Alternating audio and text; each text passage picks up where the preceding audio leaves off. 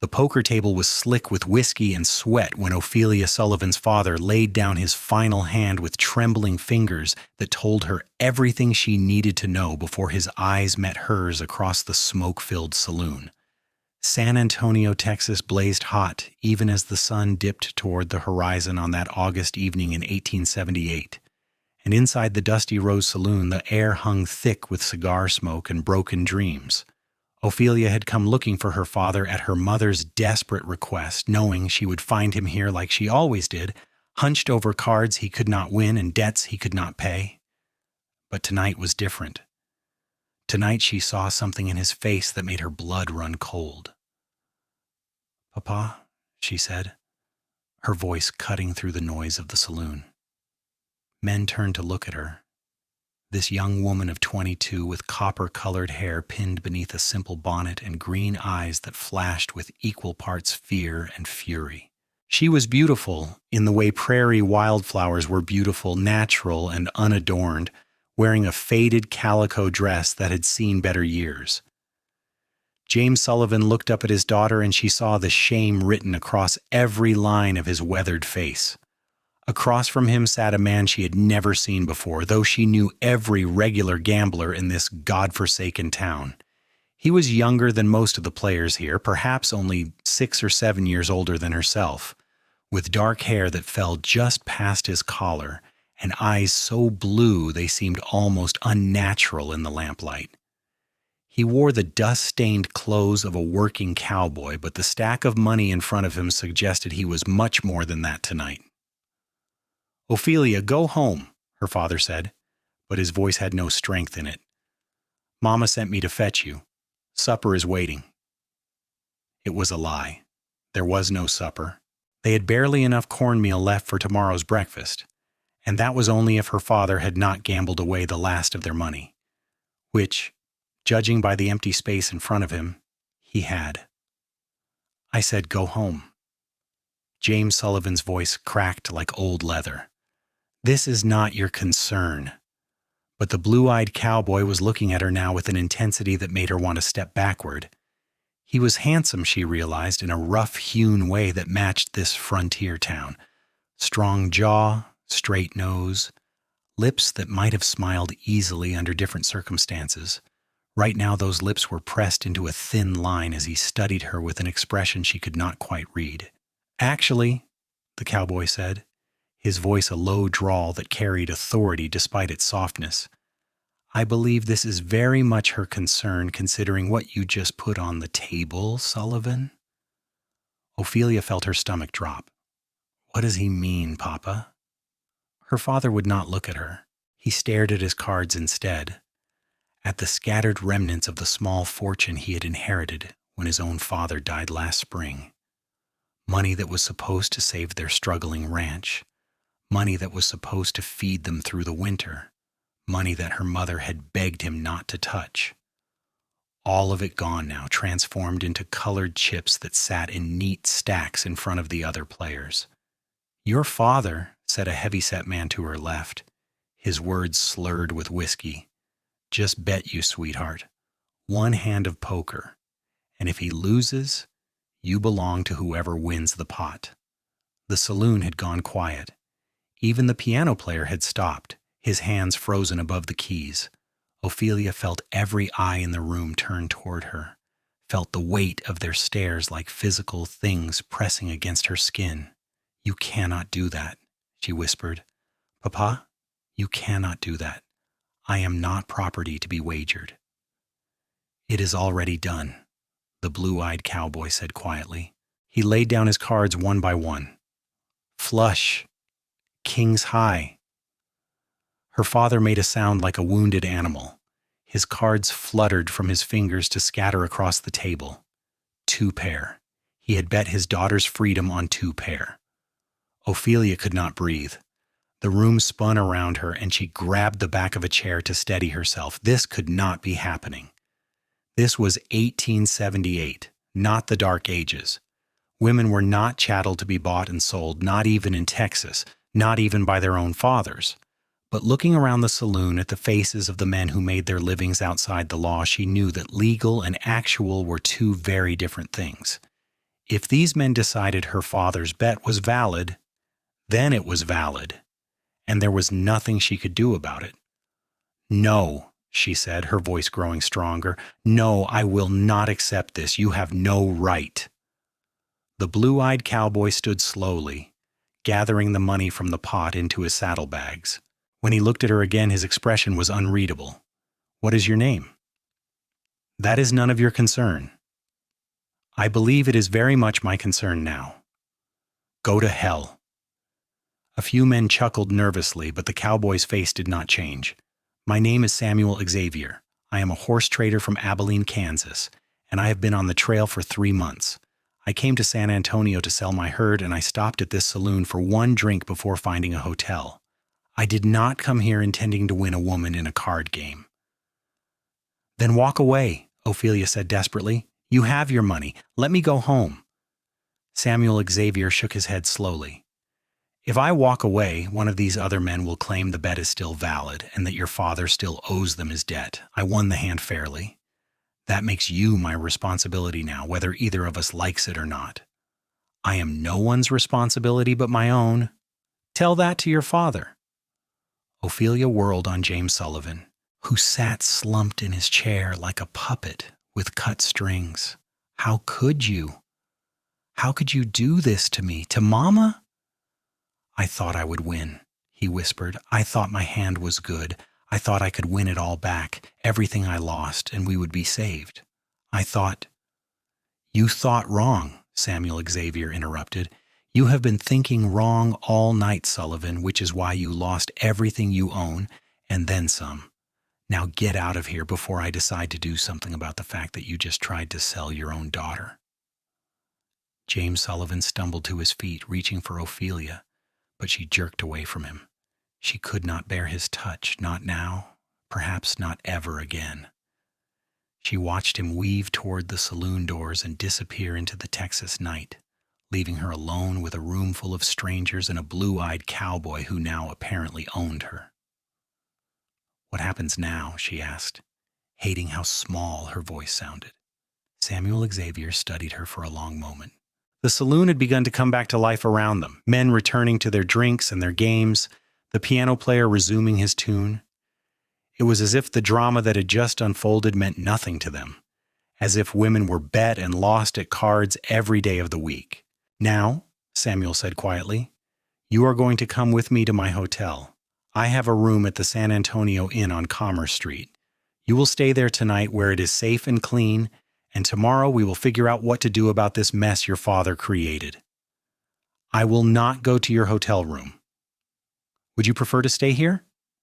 He gestured around the saloon at the rough men who were now watching her with undisguised interest. "Because that is your only other option. Your father placed a bet witnessed by 24 men. In the eyes of everyone in this room, you belong to me now. If you refuse to come with me, if you try to go home, these men will assume I have relinquished my claim, and then someone else will claim you instead. Is that what you want?" Ophelia felt tears burning behind her eyes, but she refused to let them fall. She would not cry. Not here.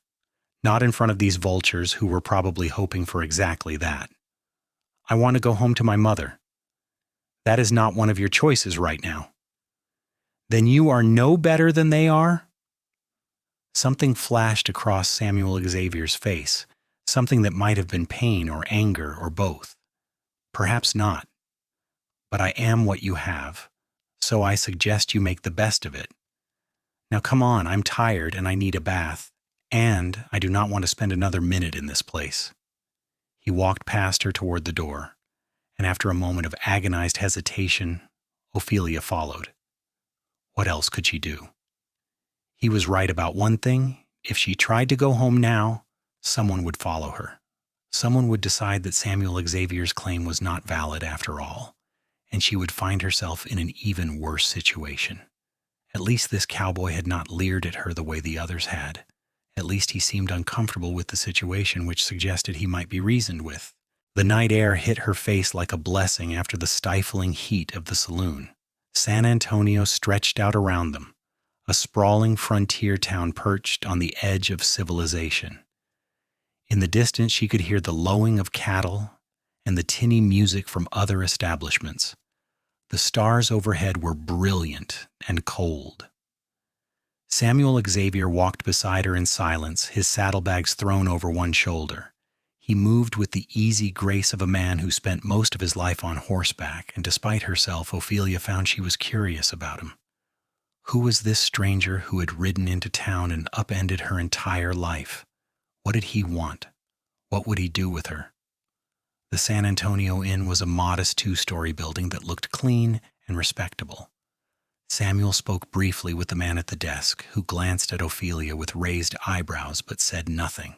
Then they were climbing the stairs to the second floor, and Samuel was unlocking a door and ushering her inside a small room that contained a bed, a washstand, a wardrobe, and a single chair. "You take the bed," Samuel said, dropping his saddlebags on the floor. "I will sleep in the chair." Ophelia stood in the middle of the room, her arms wrapped around herself. "What do you want from me?" "Tonight, nothing. I want you to sleep safely and we can talk in the morning."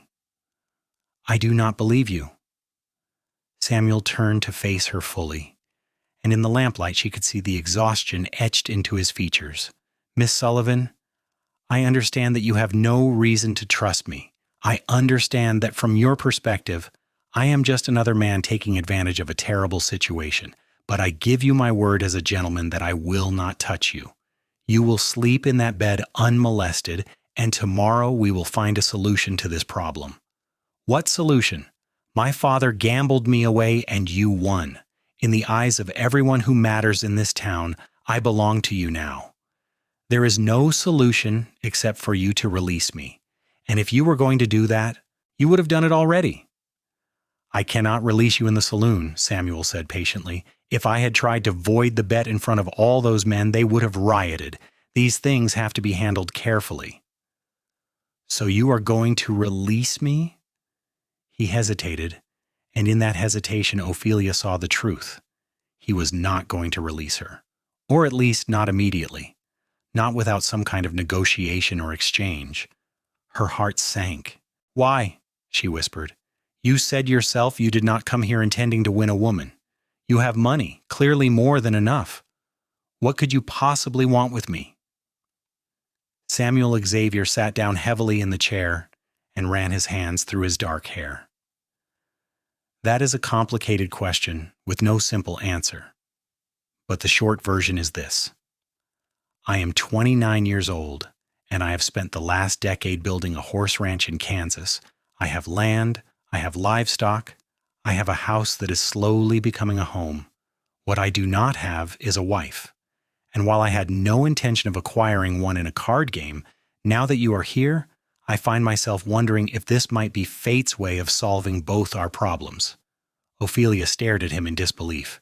"You want to marry me?" "I am saying it is an option worth considering." "You are insane." "Perhaps, but consider your alternatives. If I simply release you, what happens? You go home to your mother and your father, back to a ranch that is clearly failing if your father was desperate enough to bet you in a card game. You have no money, no prospects, no way to improve your situation, and now you have the added burden of knowing that half the men in that saloon saw you won in a poker game. Your reputation in this town is destroyed. No decent man will court you now." Each word hit like a physical blow because each word was true. Ophelia sank down onto the edge of the bed, her legs suddenly too weak to support her. She had not thought that far ahead, had not considered what this night would mean for her future. But Samuel was right. Even if he released her right now, even if he swore to everyone that he never touched her, the damage was done. She was the woman who had been bet and lost at cards. She was ruined. "So your solution is to actually marry me," she said bitterly, "to make an honest woman of me." "My solution is to offer you a choice. Come to Kansas with me, marry me, help me build something real and lasting. In exchange, you will have a home, security, and a husband who will treat you with respect." "But not love." Samuel met her eyes steadily. "I cannot promise love. We do not know each other, but I can promise kindness and partnership. I can promise that I will never raise my hand to you and I will never gamble away our future. That is more than many women in your situation can hope for." Ophelia wanted to scream at him that she was not just a woman in a situation, that she had dreams and plans that extended beyond simply surviving. She had wanted to go to Austin and study to become a school teacher. She had wanted to travel beyond the dusty confines of San Antonio, to see the ocean and the mountains and all the wonders of the world she had only read about in books. Marriage had been something she imagined for the future, after she had lived her own life first, and certainly not to a stranger who won her in a card game. But she also knew that dreams were luxuries for people who could afford them, and her family could not afford anything anymore. "I need time to think," she said finally. "You have until morning. I suggest you use the wash basin and try to get some sleep. We can talk more after breakfast." Samuel Xavier stood and moved to the window, where he stood looking out at the dark streets below. Ophelia watched him for a moment, trying to understand this stranger who now held her entire future in his hands. He looked tired and sad, and she found herself wondering what his story was. Why a successful rancher from Kansas was gambling in a San Antonio saloon instead of home with a wife and family of his own. But those were questions for another time. Right now she needed to wash her face and lie down and try to make sense of the chaos her life had become in the span of a single hour. She used the water in the basin to scrub away the dust and tears, then lay down on the bed fully clothed. The mattress was softer than her own at home, the sheets cleaner. Through the thin walls she could hear the sounds of other guests moving about, the distant noise of the street below. Samuel remained at the window, silent and still as a statue. Sleep seemed impossible, but exhaustion eventually claimed her. When she woke, pale dawn light was filtering through the window, and Samuel Xavier was exactly where she had left him, standing watch over her like some kind of guardian angel she had never asked for and did not want. "Did you sleep at all?" she asked, her voice rough from sleep. He turned to look at her, and she saw the dark circles under his eyes. "Some. Have you made your decision?" Ophelia sat up slowly, smoothing down her wrinkled dress. She had spent half the night thinking and the other half dreaming, and somewhere in those dark hours she had realized something important. Samuel Xavier might be her captor, but he was also her salvation. Alone, she was powerless against the circumstances her father had created. But with a husband, even one she did not love, she would at least have standing in society. She would have protection and security and a chance at building a new life far away from San Antonio and its bitter memories. It was not what she wanted, but it was better than the alternatives. "If I agree to marry you," she said carefully, "I need to know that you understand I am doing this because I have no other choice. I need to know that you will not expect me to pretend otherwise." "I understand. And I need to go home first. I need to see my mother and explain what happened. She will be worried sick." Samuel nodded. "We can do that. But Ophelia, you should know that your father may try to interfere. He may try to convince you to stay, or he may try to extract more money from me in exchange for blessing our union. Are you prepared for that?"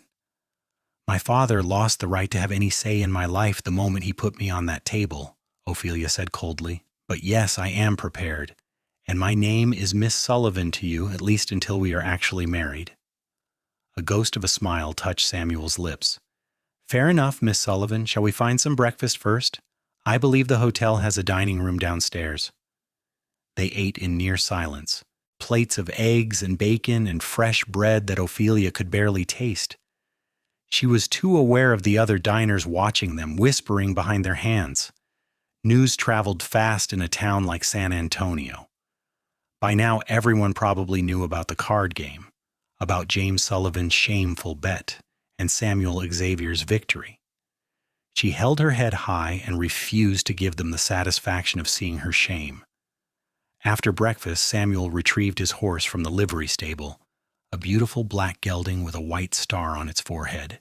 He helped Ophelia up behind him, and they rode out toward her family's ranch, which sat on 30 acres of scrubland about 3 miles outside of town. The morning sun was already fierce, promising another scorching day. Ophelia wrapped her arms around Samuel's waist to keep from sliding off, trying to ignore the way her body pressed against his back, the way she could feel the solid muscle of his torso through his shirt. The ranch looked even more dilapidated than usual in the harsh morning light. Fences sagged, the barn roof had holes, and the house itself was little more than a shack that leaked when it rained.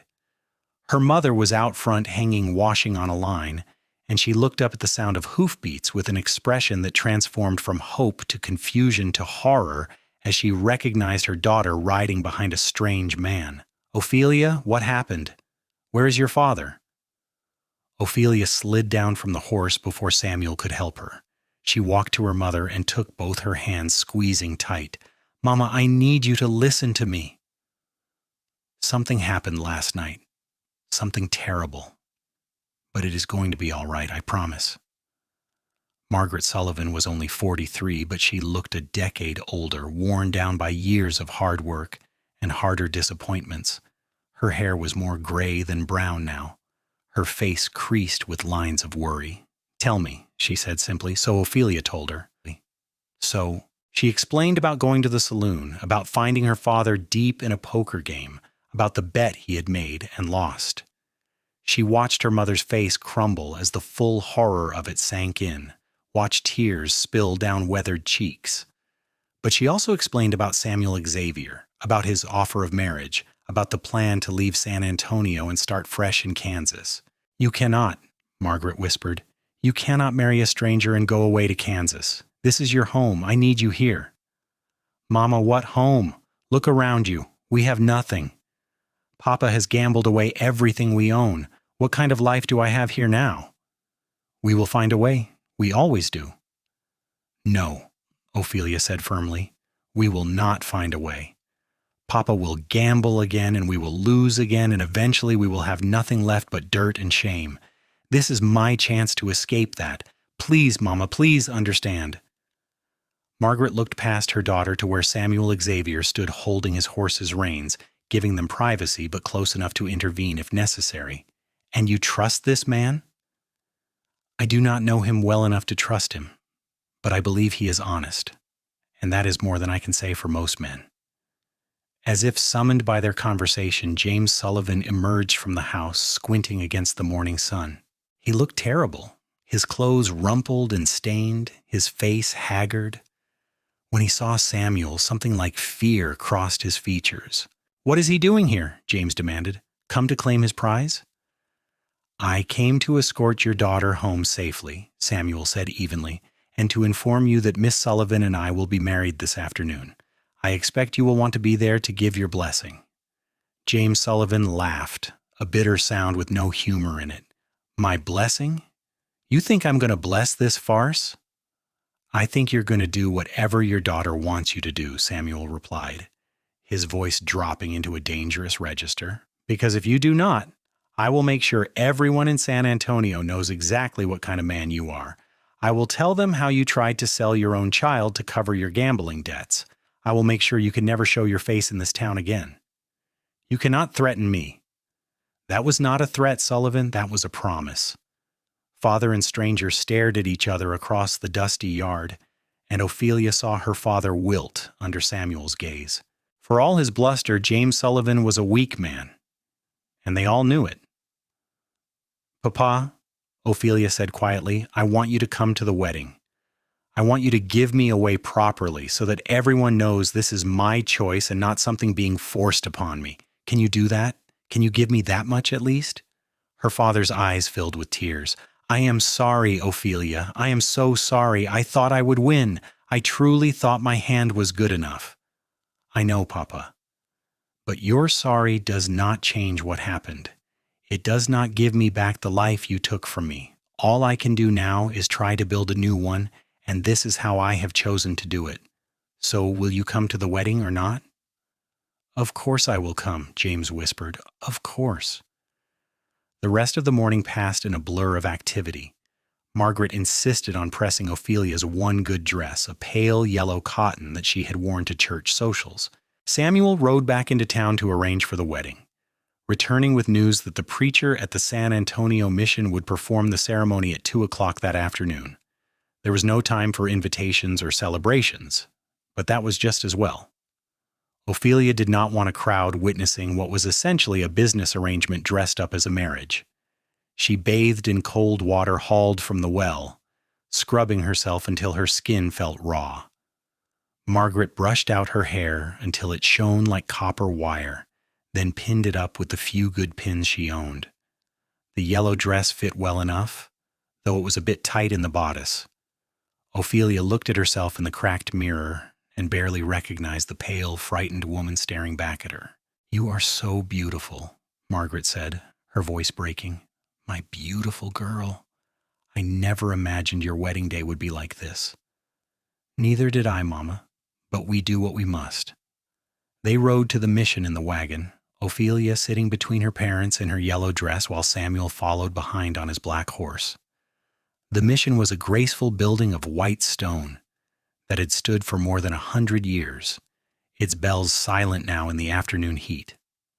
The preacher was waiting inside, a kindly older man who asked no uncomfortable questions about the speed of the arrangement. There were no other witnesses except for the three of them and a Mexican woman who served as the preacher's housekeeper.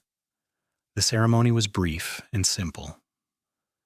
Samuel Xavier placed a ring on Ophelia's finger, a plain gold band that he said had belonged to his grandmother. His hands were steady as he slid it onto her finger, but Ophelia's trembled so badly she could barely manage the same when it was her turn. "I now pronounce you man and wife," the preacher said. "You may kiss your bride." Samuel leaned in slowly, giving Ophelia plenty of time to pull away if she wanted. But she stood still and let him press his lips to hers in a chaste, brief kiss that tasted of possibility and fear. When he pulled back, his blue eyes searched her face, as if looking for something, though she did not know what. "Hello, Mrs. Xavier," he said softly. "Hello," she managed. They signed the papers that made it legal, Ophelia's hand shaking so badly that her signature was barely legible. Her father stood to the side looking like he might be sick, while her mother cried silently into her handkerchief. When it was done, when Ophelia was legally and irrevocably married to a man she had known for less than 24 hours, they walked out of the mission into the bright Texas afternoon. "We will leave tomorrow at first light," Samuel told her parents. "The journey to Kansas will take several weeks. I will make sure Ophelia writes to you when we arrive safely." Margaret embraced her daughter desperately, clutching her as if she might never let go. "Be happy," she whispered. "Promise me you will try to be happy." "I promise, Mama." Her father hugged her too, though his embrace was briefer and colored with shame. "I will make this right somehow," he muttered. "I swear it." But Ophelia knew he would not make anything right because making things right required strength and discipline that James Sullivan simply did not possess. She pulled away from him without responding and allowed Samuel to help her onto his horse. They rode back to the hotel in silence. The sun was beginning its descent toward the horizon, painting the sky in shades of orange and gold. San Antonio spread out below them, the town where Ophelia had been born and raised, the only home she had ever known. Tomorrow she would leave it behind forever, and she did not know whether to feel relieved or terrified. "Are you all right?" Samuel asked quietly as they reached the hotel. "No," Ophelia said honestly. "I am not all right. I am married to a stranger, and tomorrow I am leaving my entire life behind. How could I possibly be all right?" "That is fair," Samuel said. He helped her down from the horse with gentle hands. "For what it is worth, I will do everything in my power to make you happy. I know that probably does not mean much right now, but I hope in time you will come to believe it." Ophelia looked up at him, at this tall stranger who was now her husband. He had kind eyes, she realized. Sad and tired, but kind. That had to count for something. "I'm going to hold you to that promise," she said. They had dinner in the hotel dining room, making awkward conversation about the journey ahead. Samuel explained that they would travel by stagecoach to Austin, then catch the train north through Oklahoma and into Kansas. His ranch was outside of a town called Abilene in the Smoky Hills region. He raised horses primarily, though he also kept cattle and grew wheat on the more arable parts of his land.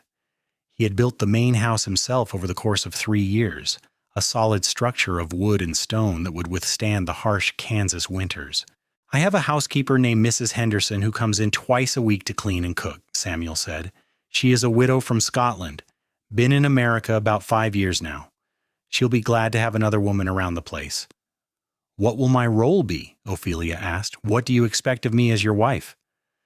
Samuel considered the question carefully before answering. I expect you to help me run the household and the ranch. I expect you to be my partner in building something lasting. Beyond that, I will not force you into anything you are not ready for.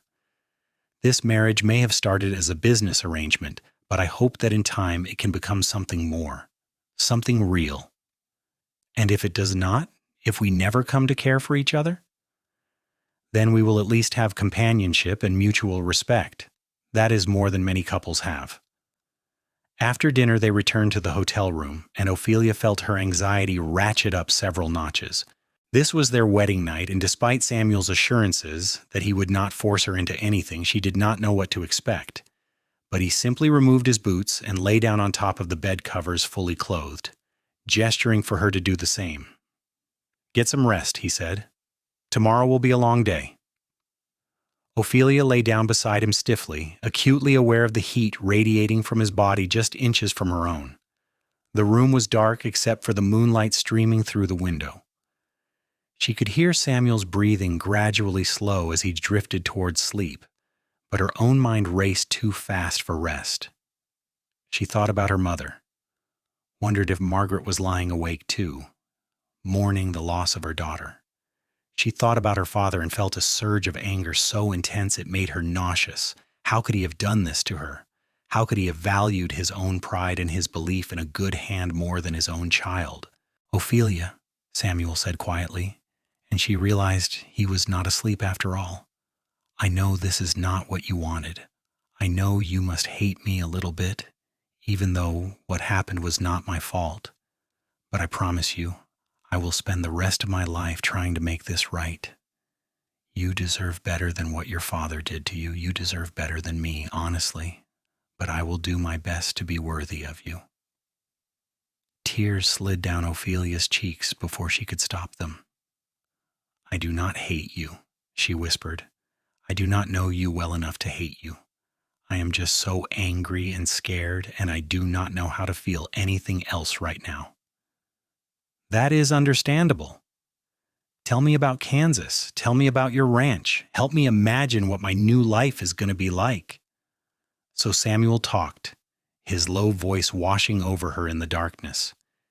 He told her about the endless prairie that rolled out to the horizon in every direction, grasslands that turned gold in the summer and silver in the winter. He told her about the horses he raised, sleek quarter horses that were prized by ranchers throughout the territory. He told her about the creek that ran through his property, cold and clear even in the height of summer, and the cottonwood trees that grew along its banks. He told her about the storms that swept across the plains with terrifying speed, and the northern lights that sometimes danced in the winter sky.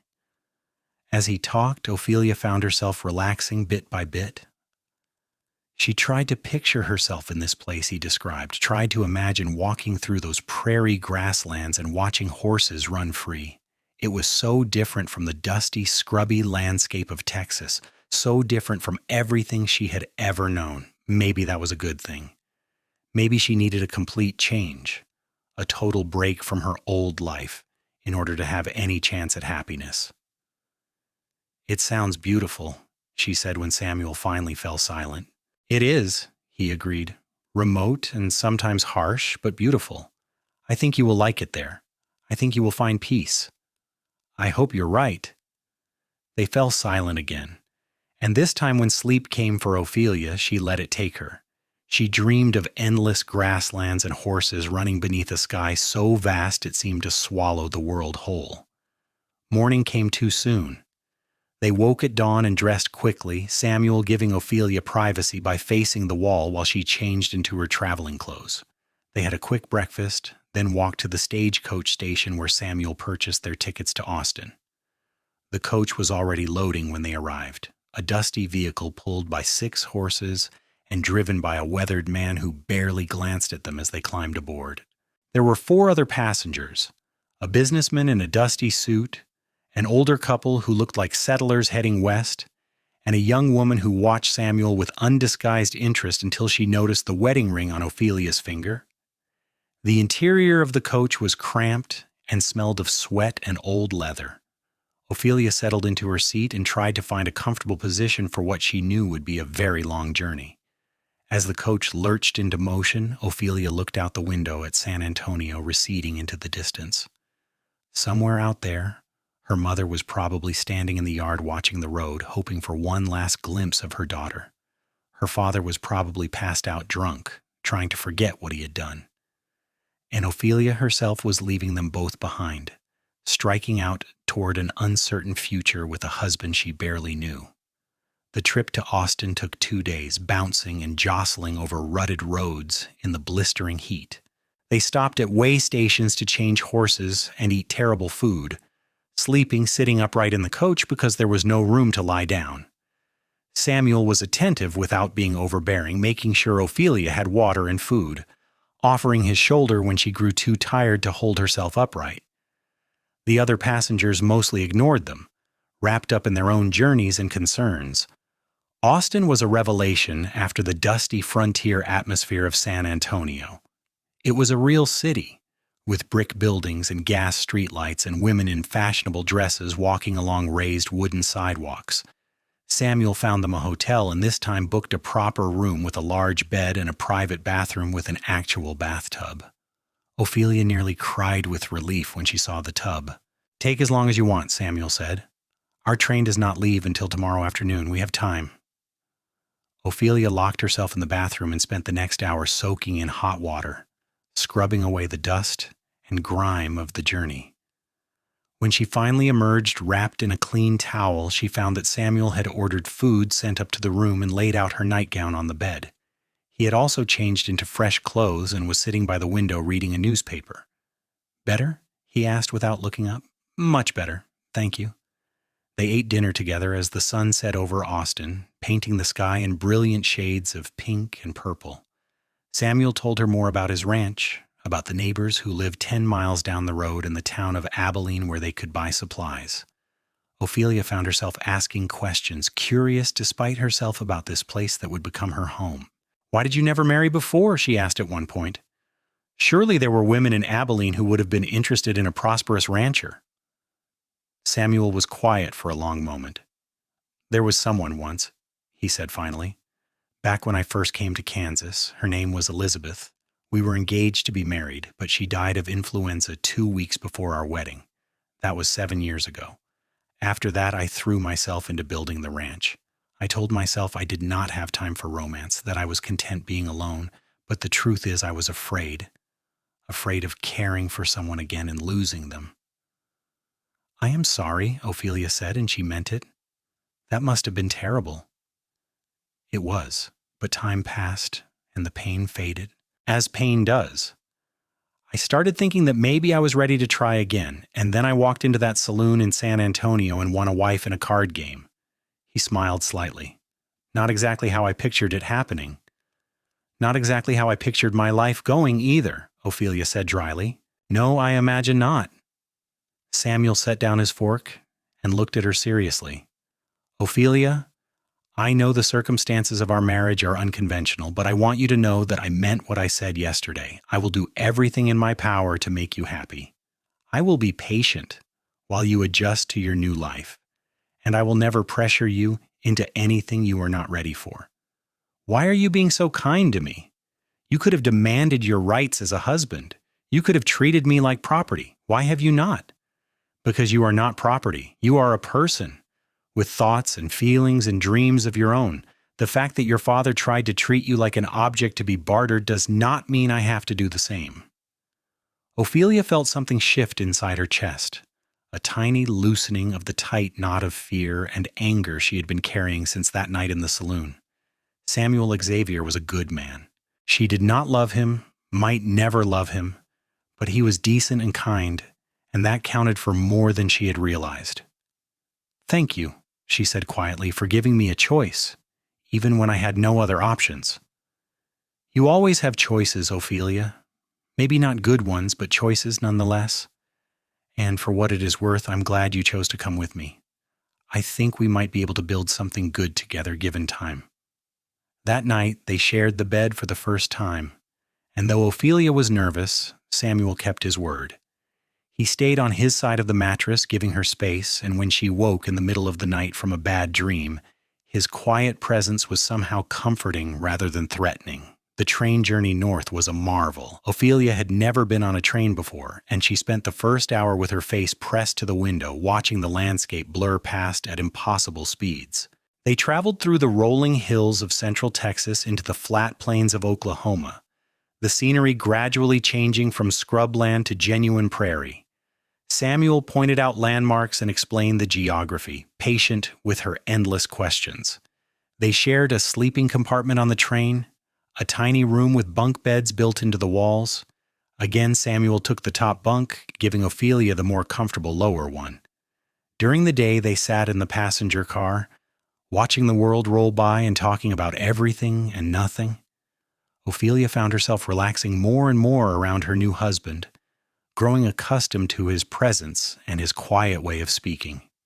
"Tell me about your life before," Samuel said on their third day on the train. "What were your dreams? What did you want to do with your life?" Ophelia hesitated, unsure if sharing her lost dreams would make them hurt more or less. But something about the rhythmic clacking of the train wheels and the vast emptiness outside the window loosened her tongue. "I wanted to be a teacher," she admitted. "There was a normal school in Austin that trained women to teach. I'd been saving money for 3 years, putting aside every penny I could from selling eggs and doing sewing for neighbors. I almost had enough for the first year's tuition, and then my grandfather died and left my father that money. And I thought maybe I would not have to save anymore. I thought Papa would help me pay for school, but instead he gambled it all away." "I am sorry," Samuel said. "That must have been heartbreaking." "It was. But maybe it was a foolish dream anyway. How many women actually get to pursue their own ambitions? Most of us are just trying to survive." "It was not foolish," Samuel said firmly. "And who says you cannot still teach? Abilene has a schoolhouse, and the teacher we have now is getting old. In a few years he will retire, and they will need someone to replace him. Why could that not be you?" Ophelia stared at him. "You would let me work as a teacher?" "Let you? Ophelia, I do not own you. If you want to teach, then teach. Hell, I would be proud to have a wife who was educated enough to teach others." It was such a small thing, this casual acknowledgement of her autonomy, but it meant more to Ophelia than she could express. She felt tears prickling her eyes and turned to look out the window so Samuel would not see. "Thank you," she whispered. For what?" "For seeing me as a person and not just a wife." They arrived in Abilene 5 days after leaving San Antonio, stepping off the train into a town that looked nothing like the Texas Ophelia had left behind.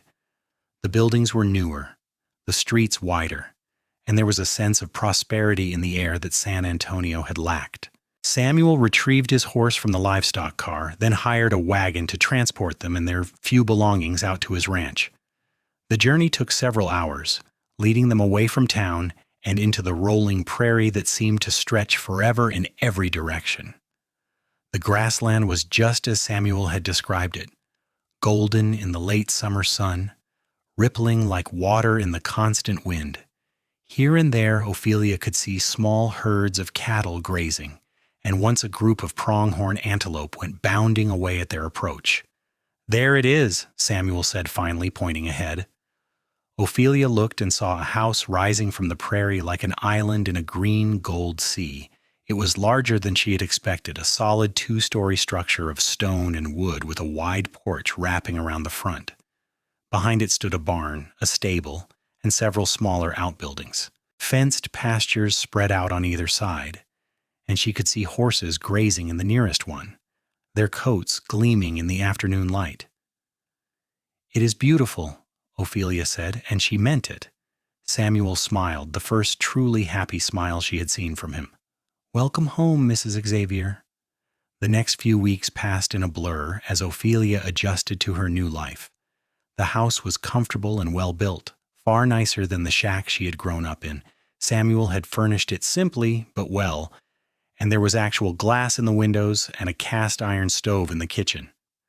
Mrs. Henderson, the housekeeper, turned out to be a brisk Scottish woman in her 50s who welcomed Ophelia warmly and immediately began teaching her how to manage the household. "The master has been living like a bachelor too long," Mrs. Henderson declared. "It is good he has a proper wife now to civilize him."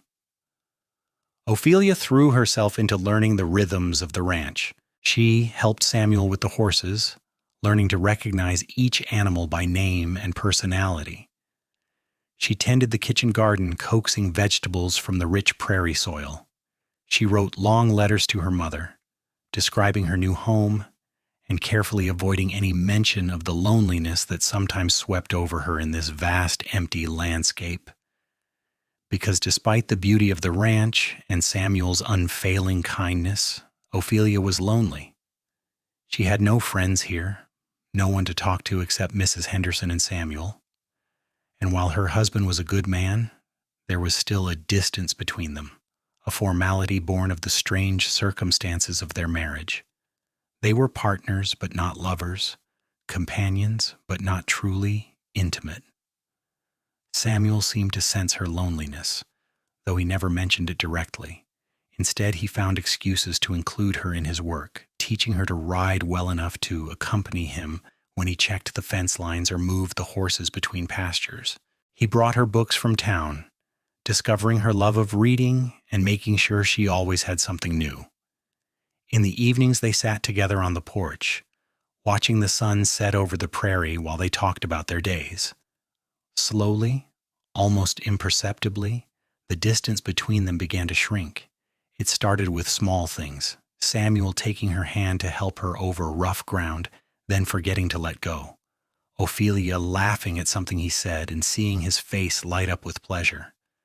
The way they had begun to move around each other in the house like dancers who knew each other's steps, never colliding, always aware of where the other was.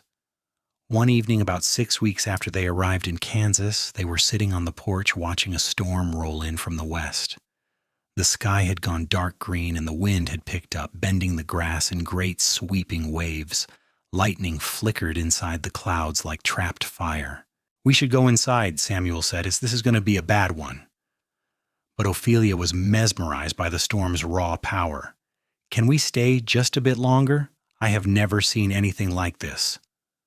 So they stayed, and when the rain finally came, it came all at once, a wall of water that drenched them in seconds. They ran for the door, laughing like children, stumbling into the house soaked to the skin. Samuel grabbed towels from the cupboard, and they stood in the kitchen dripping and shivering while thunder shook the walls. "You are going to catch your death," Samuel said, but he was smiling as he said it. "I am going to change," Ophelia replied, heading for the stairs, but she turned back at the last moment.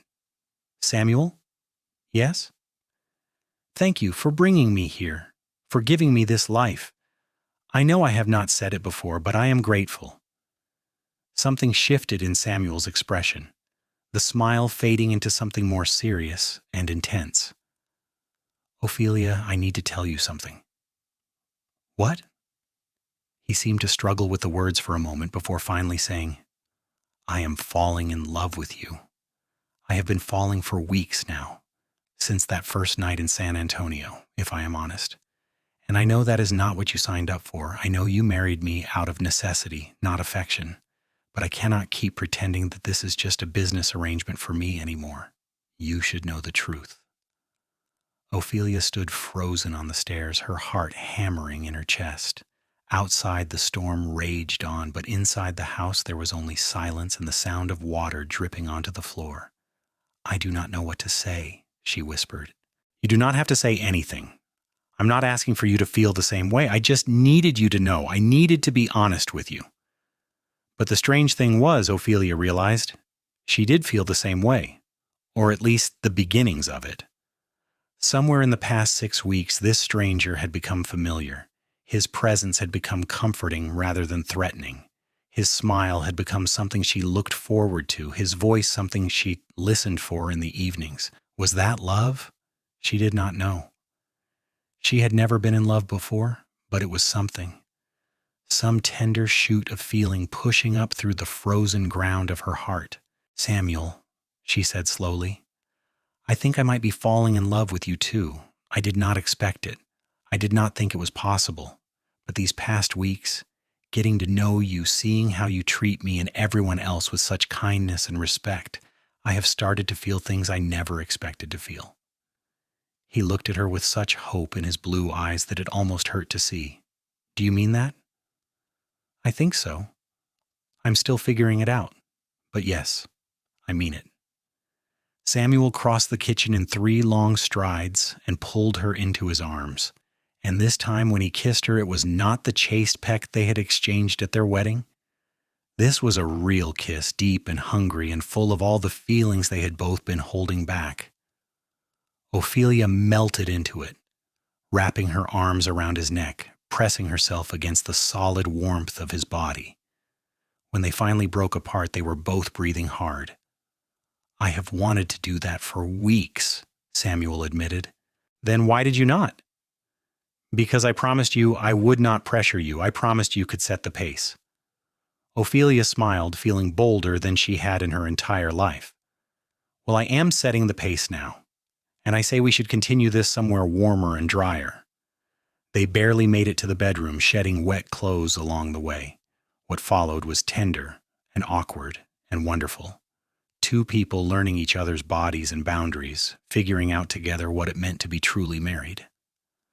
Afterward, they lay tangled in the sheets while the storm continued to rage outside, and Ophelia felt something settle in her chest that she had not even realized was unsettled.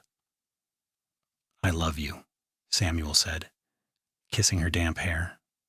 I know it is too soon and too fast, but I do. I love you too, Ophelia replied, and was surprised to realize she meant it completely.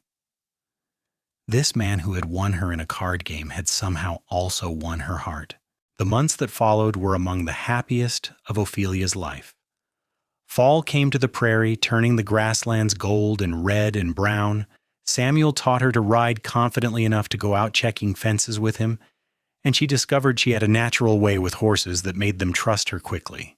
She began helping with the training of the young horses, gentling them with patience and soft words.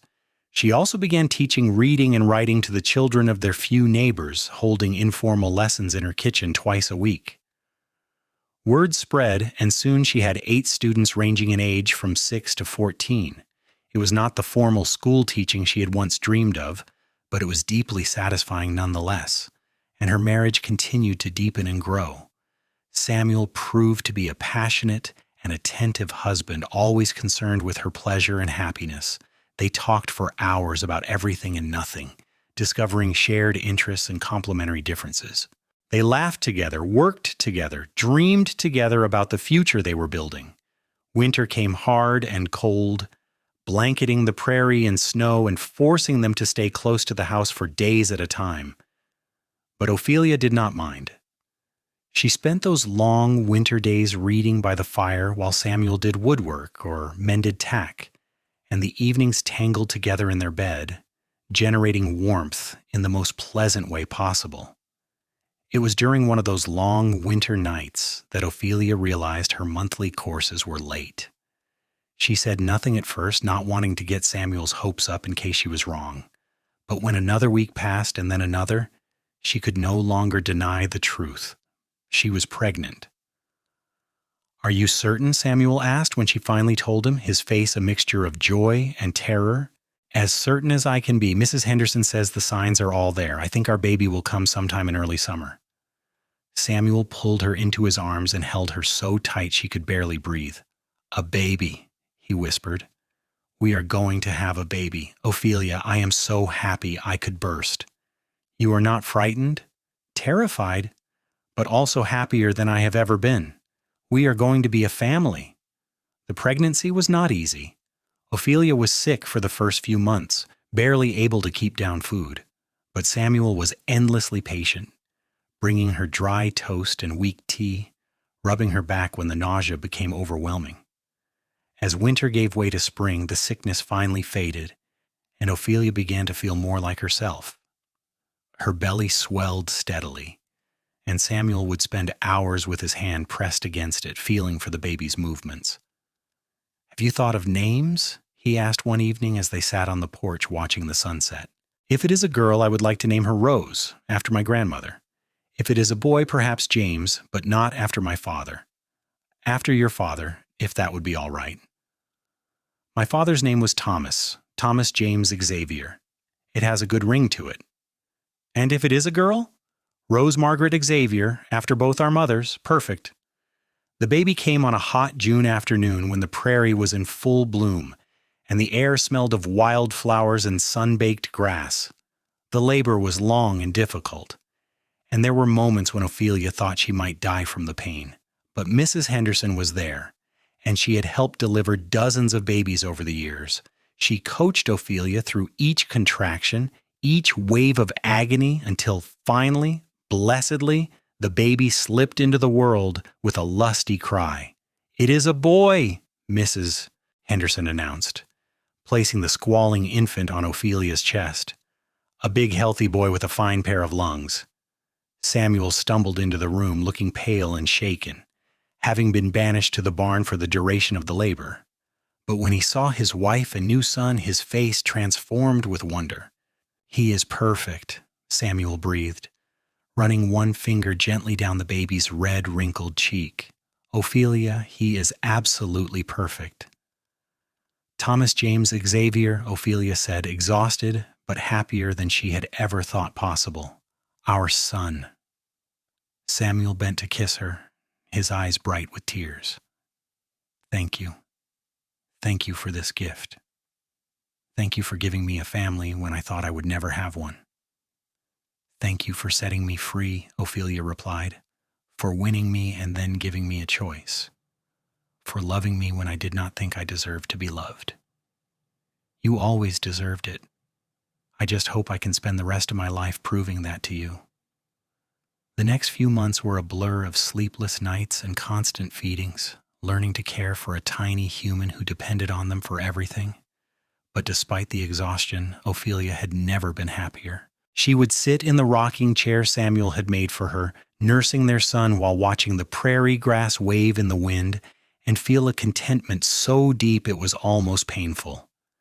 Samuel was a devoted father, taking turns walking the floor with Thomas when he cried at night, changing diapers without complaint, making silly faces to coax out those first precious smiles. He built a cradle with his own hands, sanding it smooth and painting it with careful precision. He sang lullabies in a surprisingly pleasant baritone, old songs his own mother had sung to him as a child. A letter came from Ophelia's mother that fall, full of news from San Antonio. Margaret wrote that James had finally stopped gambling, that he had joined a temperance society and was trying to rebuild their lives. Ophelia was glad to hear it, though she felt no desire to return to Texas. Her life was here now, on this Kansas prairie with her husband and son. "Do you ever regret it?" Samuel asked one evening, as they sat together on the porch, Thomas asleep in his cradle between them. "Do you ever wish things had turned out differently?" Ophelia considered the question seriously. Did she regret that her father had gambled her away in a card game? Yes, absolutely. That had been wrong and shameful, and she would carry the scar of it always.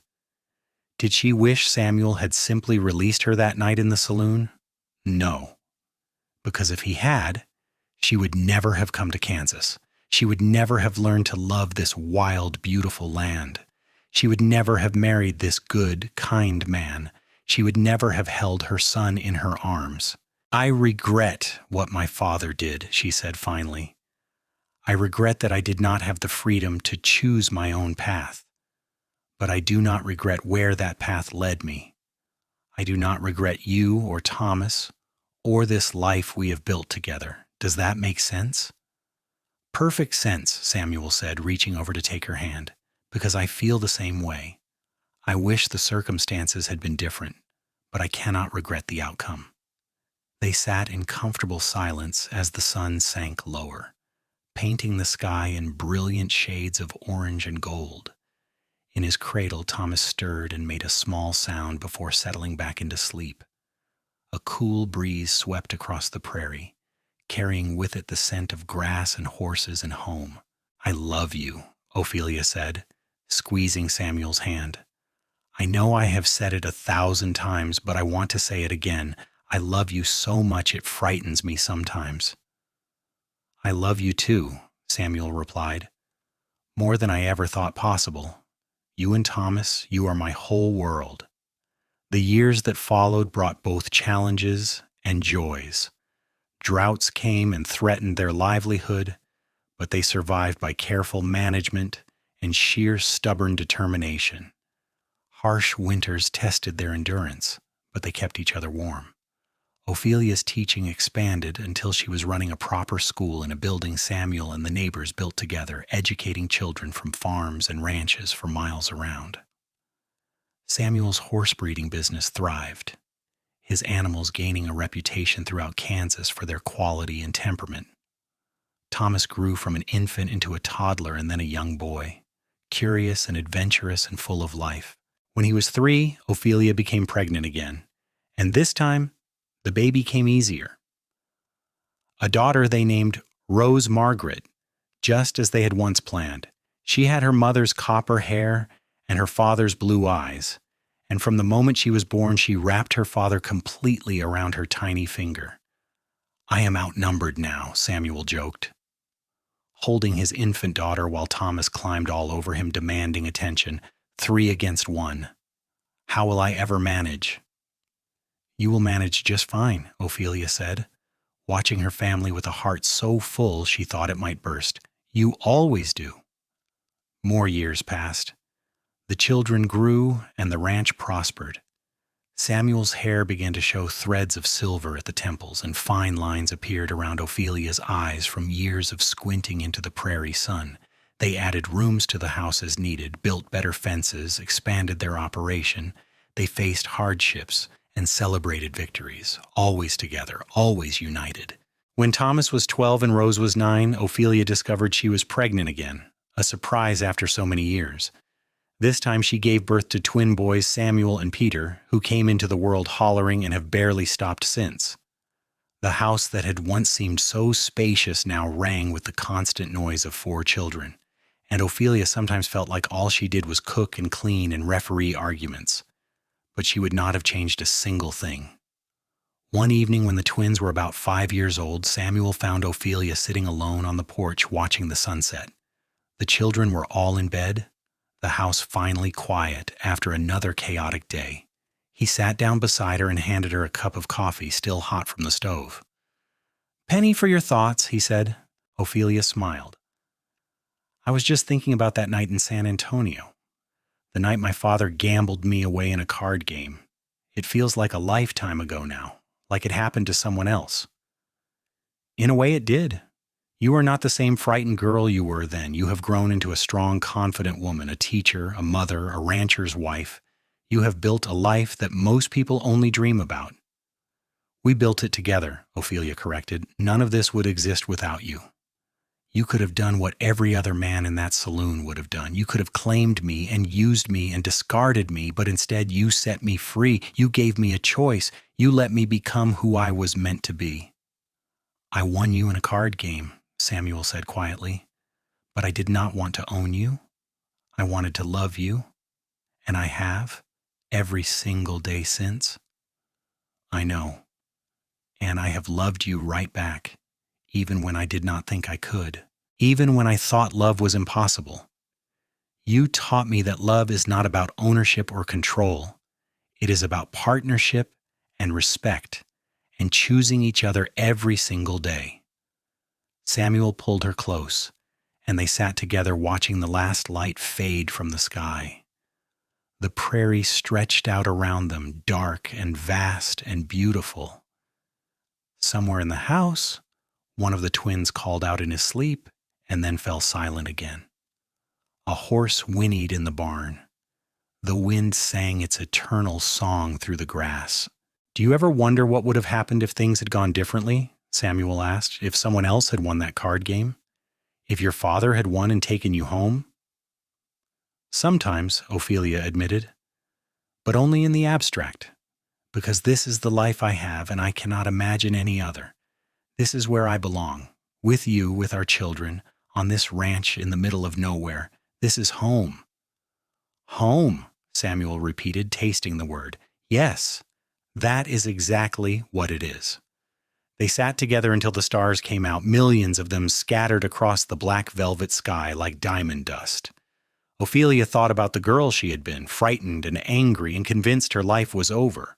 She thought about the long journey from Texas to Kansas, every mile taking her farther from the life she had known and closer to the life she was meant to have. She thought about all the moments, big and small, that had led her to this porch, this man, this perfect evening. Perfect. And Samuel, she said softly, thank you. For what?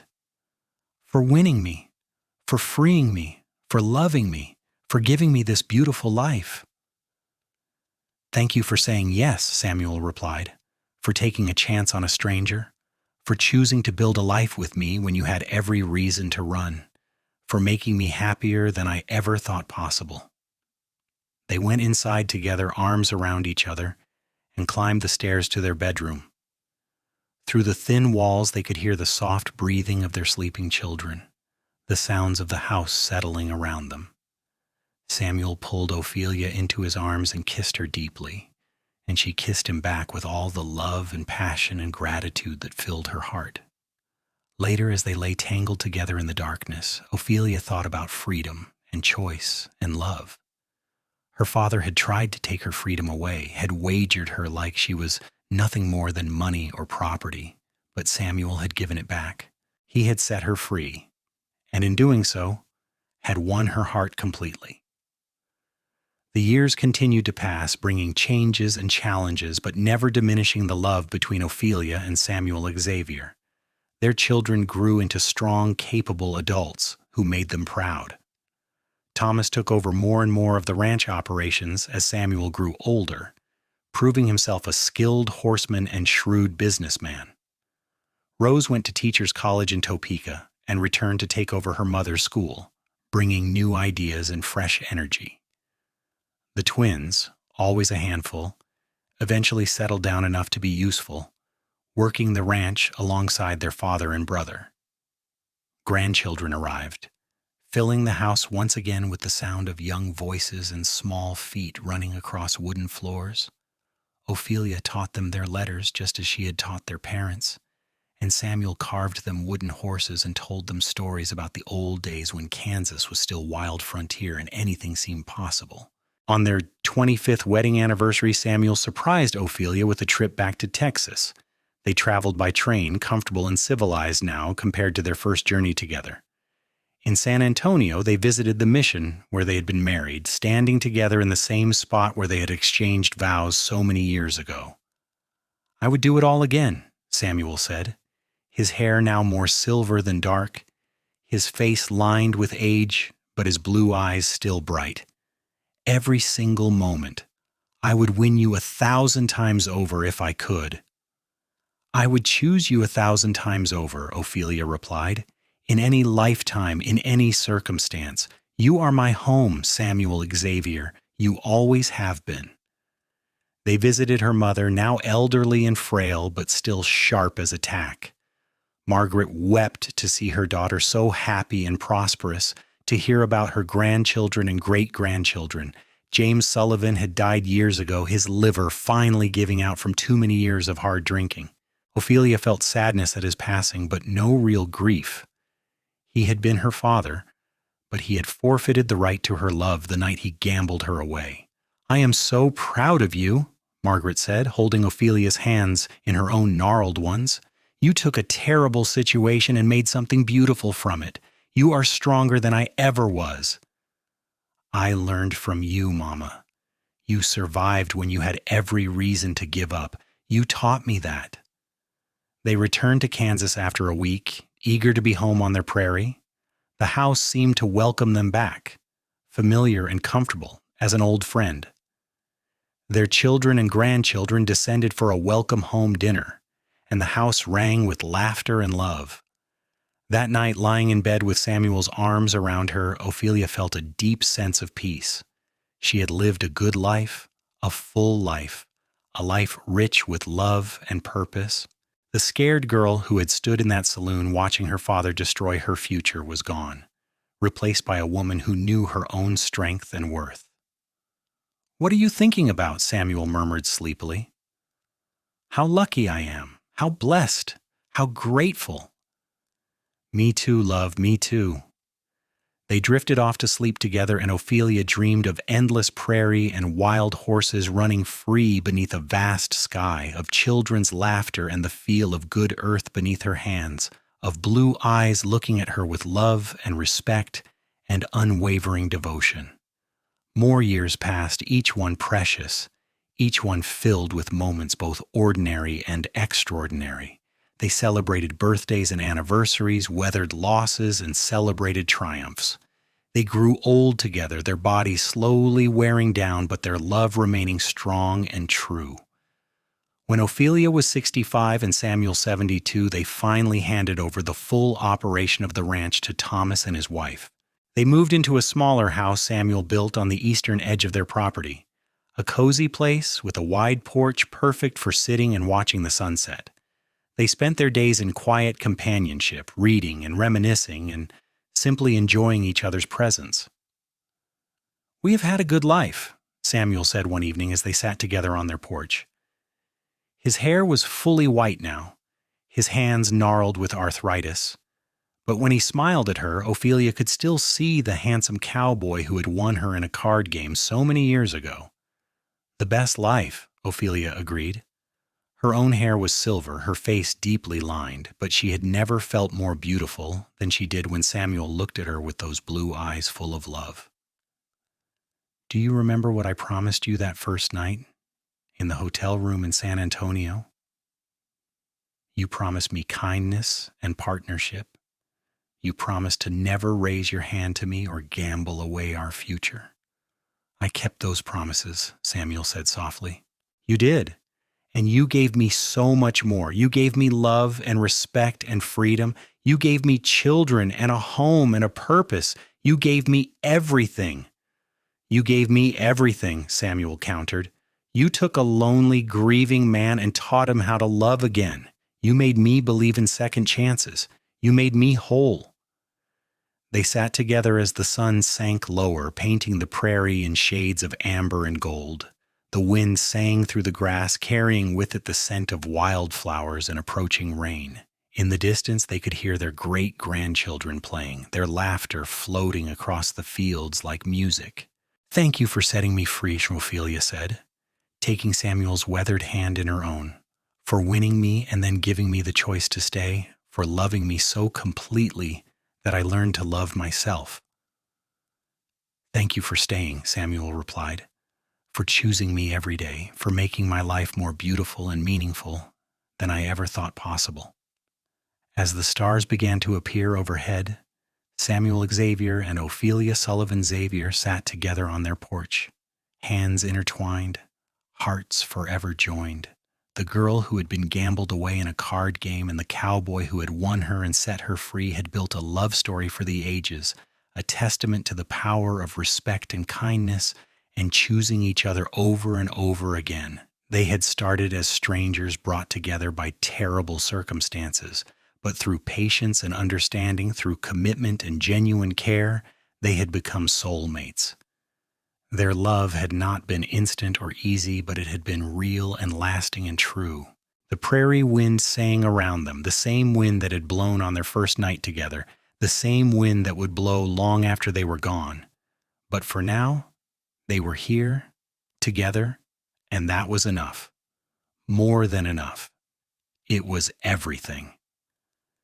Years later, when Samuel passed away peacefully in his sleep at the age of 81, Ophelia held his hand and whispered words of love and gratitude. She mourned him deeply, but without bitterness, knowing that they had been blessed with more years together than most couples could dream of. She lived for 6 more years, surrounded by children and grandchildren and great-grandchildren who all carried pieces of the love story she and Samuel had written together. When her time came, Ophelia went peacefully, her last thoughts of blue eyes and prairie grass and a young cowboy who had won her in a card game and then set her free to fly.